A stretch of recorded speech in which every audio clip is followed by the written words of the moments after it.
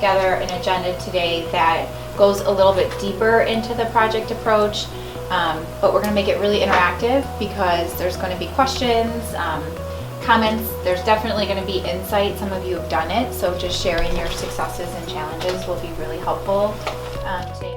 By using the SMART goal process, we're much more tied to data than we've ever been before. And it is that near fixation on data that enables us to make the big decisions that we need to make, but it also leads to classroom teachers being able to make the day-to-day adjustments that they need to make to maximize learning in a classroom.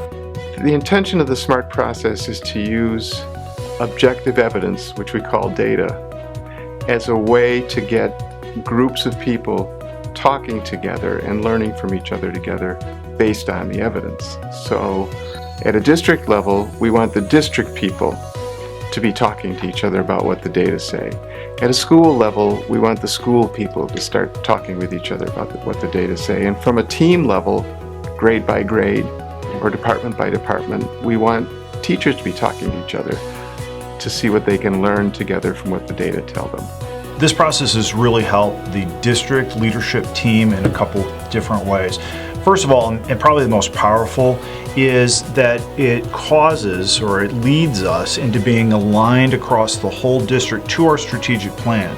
Since our SMART goals go through a process of looking at data and developing our greatest area of need, all of those are then aligned or built around our strategic plan. So really, for the first time in the district, we have a very clear alignment from the district strategic plan, which is created by the whole community, participates, all the way down into the classroom level, which is a really powerful change. The SMART process can transform a district because I think, as a school principal, looking at data collectively with teachers, we're able to really look through the data and actually form hypotheses. This year, our school leadership team was deliberately focused with stakeholders from every group that represents the building. So classroom teachers at every grade level and specialist teachers in every department were part of our team this year.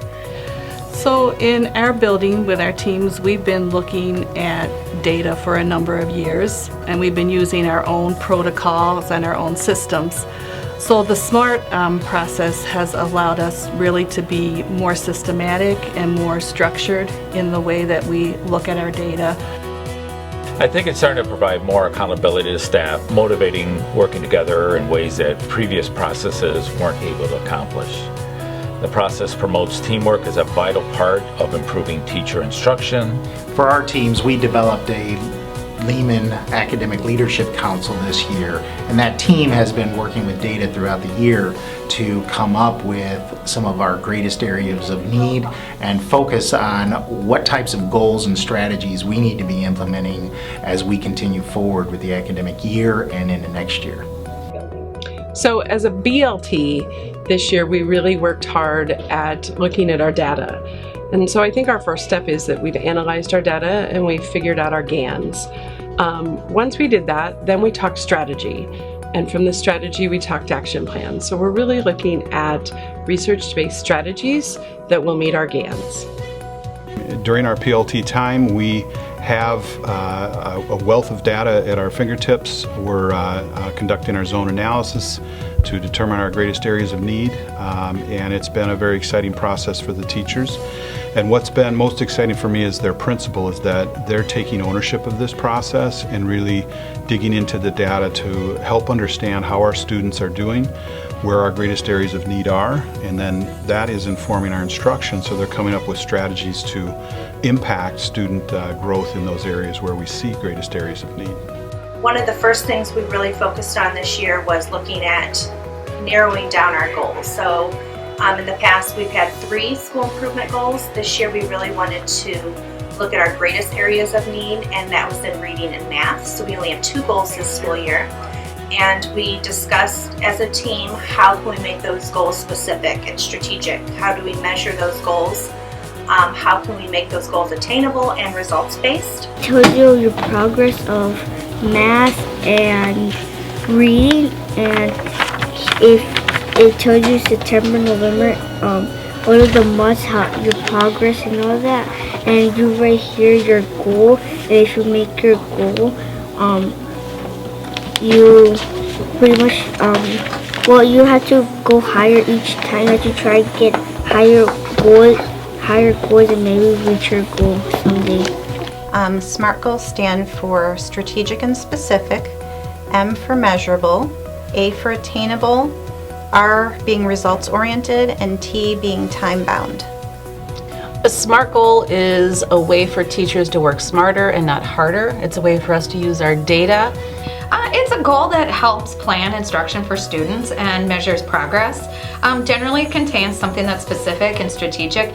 It also helps, has something that's measurable, attainable. It helps with orient results, and it's basically time bound.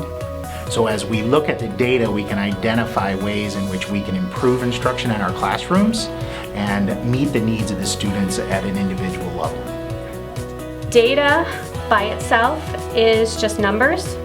We need the time to have the conversations to make sense of the numbers.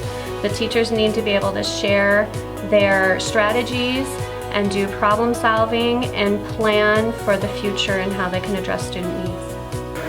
We reflect on our data not only with numbers and number crunching and looking at data, but also on just reflecting on our practices in the classroom, our instructional strategies, and of course our students' success.